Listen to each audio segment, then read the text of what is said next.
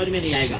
ईसाप नीति जो है, ईसाप की नीति के नाम पे जो कहानी किस्से है, या दुनिया में जितने कहानी किस्से हैं उनका सोर्स क्या है? जातक कथा है। जातक कथा कितनी है?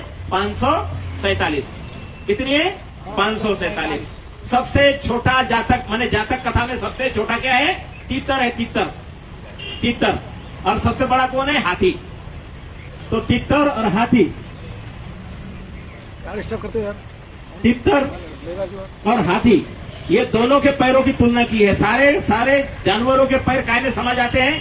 हाथी के पैर में। तो अब एक तीतर जातक के ऊपर मैं चर्चा कर रहा हूं। क्या हुआ?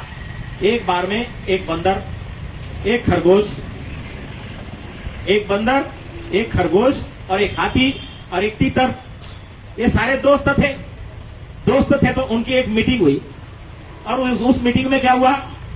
हाथी जो था वो तो शरीर से बहुत बड़ा था, विशालकाय प्राणी।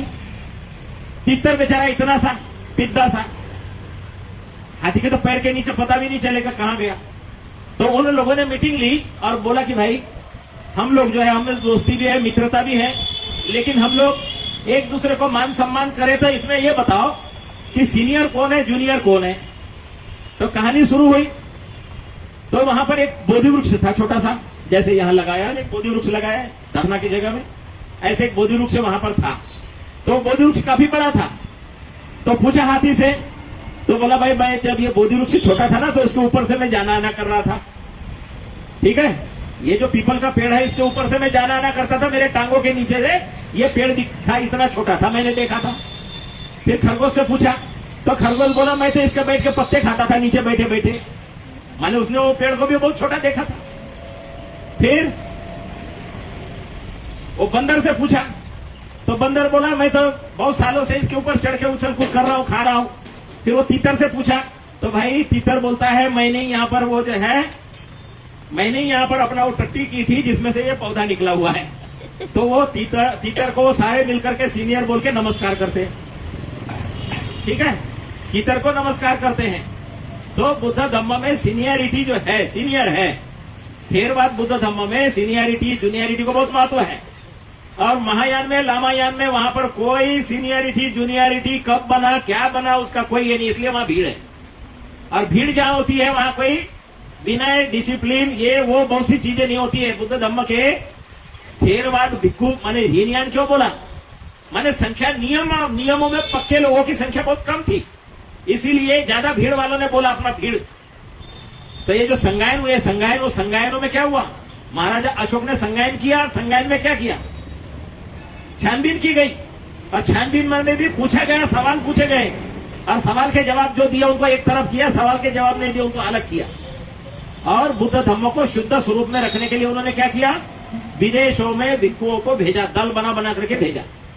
और महाराज अशोक ने अगर सुवर्ण भूमि में अगर भिक्षुओं को नहीं भेजा होता, सुवर्ण भूमि माने जिसको बर्मा देश कहते हैं, वही सुवर्ण भूमि है जिसको सयाम बोलते थे, जो थाईलैंड है, लाओस है, कंबोडिया है, और सिंगल द्वीप माने श्रीलंका। तो ये श्रीलंका में वो तो बेटा बेटी को भेजा। तो ये बुद्ध धम्म अगर बाहर देश में महाराजा अशोक नहीं भेजते तो हमको मिलता क्या? बाबा साहब को मिलता क्या? नहीं मिलता। तो इसलिए बौद्ध देशों ने ये बुद्ध परंपरा को, विनय को, सूत्रों को, अभिधम्म को अपने अपने देशों में संभाले रखा हुआ है। और हम लोग अभी कहां है? जीरो से शुरुआत हो रही है, हमारी जीरो से शुरुआत हो रही है। इसीलिए धरना स्थान पे हम गाना गा सकते हैं बहुत अच्छा, लेकिन बुद्ध के उपदेशों पर, बुद्ध के जीवनी से संबंधित बातें सीखना बहुत जरूरी है, समझना बहुत जरूरी है। तो तीतर जातक आपने सुन लिया, तीतर जातक सुन लिया। तो बताने वाला व्यक्ति बताता है कि जो है आखिरी में उसमें से बोध लेना है। क्या बोध लेना है? अब बोध लेने के लिए ब्राह्मणों के बच्चे जो है वो ज्यादातर जातक कथाएं सबसे पहले पढ़ते हैं। पंचतंत्र का नाम सुना होगा, जो रेलवे स्टेशन पे ढेर सारी किताबें मिलती है, उसमें पंचतंत्र मिलता है। विष्णु शर्मा ने पंचतंत्र लिखा, विष्णु शर्मा ने पंचतंत्र की कहानियां लिखी बोलते हैं। लेकिन क्या हुआ? ये पाली जातक भाषा को संस्कृत में करके अपनी कहानी बना डाली, नाम बदल दिया है। तो इसलिए 550 जातक में तीतर जातक एक सुना आपने। सबसे आखिरी जातक है वेशंतर जातक, सबसे आखिरी जातक कौन सा है? वेशंतर जातक सबसे बड़ा जातक है। राजा हरिश्चंद्र और तारामती की कहानी सुनी होगी, कभी सुनी है? राजा हरिश्चंद्र और तारामती की कहानी सुनी है आप लोगों ने? पहले ब्लैक एंड व्हाइट में सिनेमा में भी दिखाया था, बनाया था। तो राजा हरिश्चंद्र बोलते बोलते नहीं बोलते, बड़ा राजा हरिश्चंद्र बन रहा है। तो राजा हरिश्चंद्र को माने एक डोम ने खरीदा था काशी में, मुर्दे घाट पे मुर्दे जलाने को रखा था, बोलते कि नहीं? ये स्टोरी है आपकी। आखिरी जो जातक है वेशंतर जातक जो है, वेशंतर जातक को हेरफेर करके बदल के और हरिश्चंद्र तारामती की स्टोरी बनाई हुई है। घाता जातक है, घाता जातक। ये घाता जातक पे आपका ये महाभारत की स्टोरी बनाई हुई है। और दशरथ जातक से रामायण बना हुआ है, दशरथ जातक से रामायण बना हुआ है। तो ये जातक कथाओं को चोरी करके, चुरा के, कहीं 10 जातक चुरा के महाभारत बना दिया। तो इसलिए हमें जड़ मालूम चाहिए, और जड़ों को पता कहां से चलेगा? पाली भाषा नहीं जानोगे तो जड़ों तक के नहीं पहुंचोगे। तो पाली भाषा मैंने पाल के रखी। पाल के कैसे रखी? पेट में पाल के रखी, मैंने कंठस्थ करके रखी। तो कंठस्थ करके रखने के कारण ये पाली कहलाई, पंक्तिबद्ध होने के कारण पाली कहलाई। तो ये पाली भाषा क्या है? मागधी है। कहां की? मगध की भाषा है। ये सारे महान सम्राट का जहां तक के राज था वहां तक के राजभाषा के रूप में गई है, राजभाषा के रूप में गई है ये मागधी। और मागधी ही है, अभी उसको पाली कहा जाता है। मागधी, अर्धमागधी, जैन धर्म के और बौद्ध धर्म के जो ग्रंथ है, जैनों के आगम और बौद्धों का त्रिपिटक, इसकी मूल भाषा क्या है? पाली है। तो जातक कथा, वेशंतर जातक मैंने राजा हरिश्चंद्र की स्टोरी मोटा मोटी बता दिया। सुनसुमार जातक आपने कभी सुना होगा। सुनसुमार माने मगरमच्छ। मैंने शायद आपको वहां धरना पड़ा, भूख हड़ताल चल रहा था, वहां कुछ सुनाया था। भूख हड़ताल पे बैठे वाले लोगों में से कौन कौन यहाँ है? जरा हाथ खड़ा करो तो। एक दिन मैंने जातक कथा के बारे में चर्चा की थी, तो जातक कथा बताते समय 1-2 जातकों का जिक्र किया था, याद हो ना हो। तो सुनसुमार जातक माने मगरमच्छ। वो मगरमच्छ जो है वो ऐसे गंगा किनारे लेटा हुआ था, और उस समय नदी में पानी वानी भी बहुत कम हो गया था, एक धार बह रही थी। और उस समय बोधिसत्व ने जन्म लिया था, काय में? बंदर के योनि में। बहुत बंदर, गोरा माने बढ़िया सा बंदर था, बहुत सुंदर बच्चा था, उछल कूद कर रहा था। और ये मगर ने पत्थर समझ के ऐसे लेटा हुआ था, कहा नदी के धारा के बगल में। और काय के लिए बैठा था? वो लेटा हुआ था कि ये बंदर आएगा ना, मेरे पीठ पर से चढ़ के जाएगा तो मैं उठा के इसको धारा से लेके चला जाऊंगा। तो हुआ यह था कि वो मगरी माने मगर की बीवी जो थी वो प्रेग्नेंट थी, वो गर्भवती थी। और उसको इच्छा हुई कि मेरे को जो है ना, वो बंदर जो है ना, उसका मेरे को हार्ट खाना है, हृदय खाना है। तो वो बंदर को देखा, बोला कि उसका हृदय खाना है मेरे को।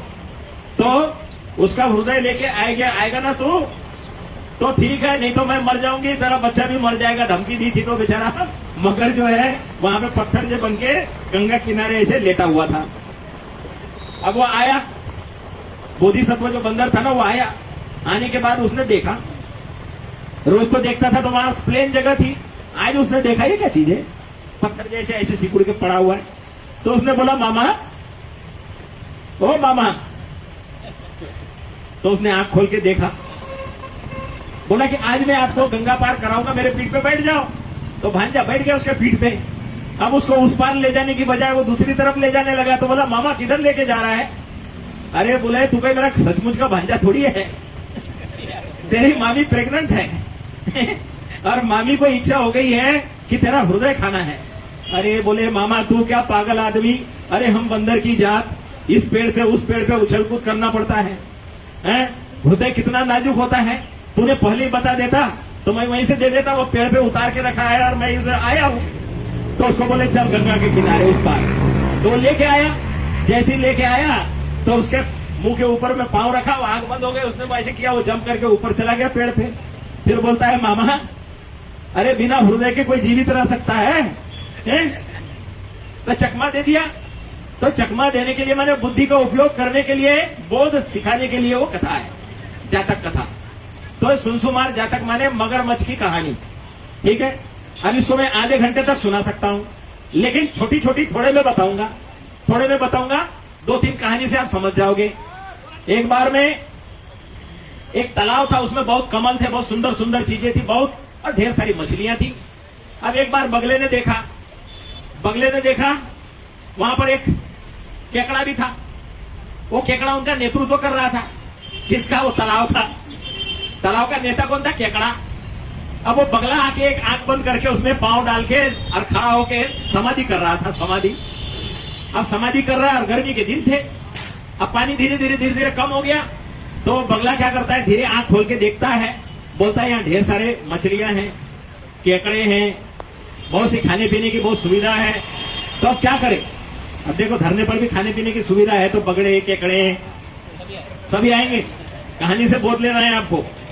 तो वो आंख बंद करके एक पांव खड़ा करके और देखता है, इधर देखता है उधर देखता है, क्या धीरे से बोलता है, देखो बगल में एक बहुत सुंदर तालाब है, वो तालाब में पानी 12 महीने रहता है और उसके अंदर में ना इतने सुंदर सुंदर कमल है, इतने सुंदर सुंदर छायादार वृक्ष है आसपास में कि वहां हमेशा तुम लोग जो है सुखी रहोगे, स्वस्थ रहोगे, समृद्ध रहोगे।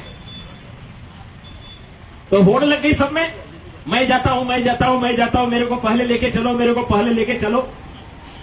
तो उसमें क्या था, एक काना मच्छा था, एक मछली थी जो काना थी एक आंख से। तो काना मच्छा जो है वो उसने बोला, ए पहले जाने के बारे में गड़बड़ी मत करो, मैं पहले जाके देखता हूं कि असलियत में तालाब है कि नहीं है, वहां फूल कमल है कि नहीं है, बढ़िया पानी है कि नहीं है, पेड़ पौधे है कि नहीं है, छाया है कि नहीं है, हमेशा के लिए हम वहां जीवित रहेंगे कि नहीं रहेंगे, मैं देख के आता हूं। सारे खुश हो गए, सब मछलियां जंप करने लगी, डांस करने लगी, केकड़े वेकड़े भी नाचने लगे। अब वो काना मच्छा को पकड़ा उसने बगले ने और बगला लेके गया कहां, तालाब दिखाया, ऊपर से घुमाया, ऊपर से घुमा के पेड़ दिखाया और उसको स्टोरी बढ़िया से सुना दी। अब आकर के उसको छोड़ दिया तालाब में। अब वो सब पूछ रहे हैं, मामा कैसे तालाब था? अरे मत पूछो, इतना सुंदर तालाब, अरे वहां इतने फल, इतने वो छायादार वृक्ष, अरे मत पूछो, स्वर्ग जैसे नजारा। फिर उनमें कंपटीशन शुरू हो गया, मैं पहले मैं पहले मैं पहले। अब वो क्या करता था बगला, एक को उठाता था, ले जाता था, पेड़ पे बैठ करके खा लेता था और हड्डी वही गिरा देता था। ऐसे हड्डियां गिराते रहा, खाते खाते तंग आ गया। तो बोला आज तो केकड़ा खाऊंगा मन में आया उसके, आज तो केकड़ा खाऊंगा। मछली खा के तंग आ गया तो केकड़ा खाने के लिए आया। तो केकड़े ने बोला ठीक है भाई, चलो चलता हूं साथ में, लेकिन मेरे को ले जाओगे कैसे? तो उसने बोला कि तेरे को तो ऐसे चोंच में ले जाऊंगा। तो बोले चोंच में मत ले जा, मैं तेरी गर्दन को ऐसे पकड़ लेता हूं, ऐसे पकड़ लेता हूं, तेरे को उड़ने में आसान होगा, मेरा वजन भारी है। अब केकड़े ने उसके गले में लटक गया, लटक जाने के बाद में ले गया, उसको भी तालाब दिखाया, पेड़ पौधे भी दिखाए, सारा कुछ दिखाया। और वो क्या किया, वो पेड़ के ऊपर बैठ गया, पेड़ पे बैठा और बोला, उसने बोला भांजे आज तेरी बारी है। तो बोले मामा मैं तेरे बारे में पहले से ही जानता था कि तू किस तरह का है इसलिए उसका गर्दन दबाया, गर्दन दबाया तो पानी के पास ले गया, पानी के पास ले गया और गर्दन दबाया उसके कैंची जैसे। तो बोले तूने भांजे मेरे को सही में भांजा समझा था क्या? मैं जानता था कि तू कमीना है मामा है, इसलिए मैं गर्दन में लटक के आया और बोला सभी को तुम हमेशा मूर्ख बना सकते हो, बार बार नहीं बनाते हो। कैंची की तरह से उसका गर्दन काट दिया। तो ये जो है केकड़ा और बगले की कहानी, जब यहाँ पर व्यापारी दुनिया से आते थे तो उस समय ये कहानी जब गई अरबस्तान में तो ये कहानी का नाम पड़ा कर्कटक दमनक। कर्कटक दमनक, कर्कटक माने खेकड़ा और दमनक माने बगला। तो कर्कटक और दमनक की कहानी गई, वो ईरान में पूरे के पूरे बुद्ध धम्म गया है। बुद्ध धम्म जाने से पहले पहले कहानियां गई है और पूरा अरबस्तान इतना बुद्धमय हो गया, इतना बुद्धमय हो गया, इतनी मूर्तियां बनी कि मूर्तियों से ही अरबस्तान बर्बाद हो गया। क्योंकि मोहम्मद साहब ने क्या किया, सारे मूर्तियों को तोड़ा और जो मूर्तियां नहीं तोड़ने दे रहे थे उनको भी तोड़ा और लाकर कहां जमा किया मालूम है? वो जो काबा में जो बना हुआ है ना बहुत बड़ा, उसमें दफन कर दिया सबको ला करके। और इसीलिए इस्लाम का मतलब होता है शांति, अमन, चैन। तो इस्लाम में मूर्ति पूजा खत्म कर दी क्योंकि मूर्ति पूजा से वहां डूबा था। तो इसलिए बहुत सी बातें जो है, अरबस्तान पूरा का पूरा बौद्धमय था और दुनिया के सामने कब आया, जब बामियान की गुफाएं तोड़ी गई तब पता चली कि दुनिया की सबसे बड़ी ऊंची बुद्ध की मूर्तियां कहां हैं, बामियान की घाटी में। तो इस्लाम का मतलब है शांति, अमन, चैन।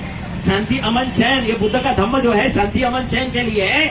और बुद्ध का धम्म 2500 साल पहले इसने शांति, अमन, चैन का काम किया।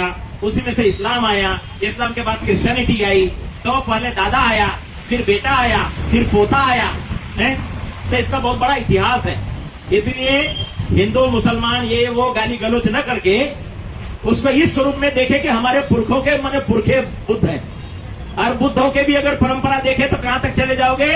हड़प्पा मोहनजोदड़ो तक चले जाओगे, क्योंकि 28 बुद्धों का ये सारी श्रृंखला है। और बोधिसत्व सुमेध ने जो संकल्प किया था ना, तो बोधिसत्व सुमेध से शुरू होता है। दीपांकर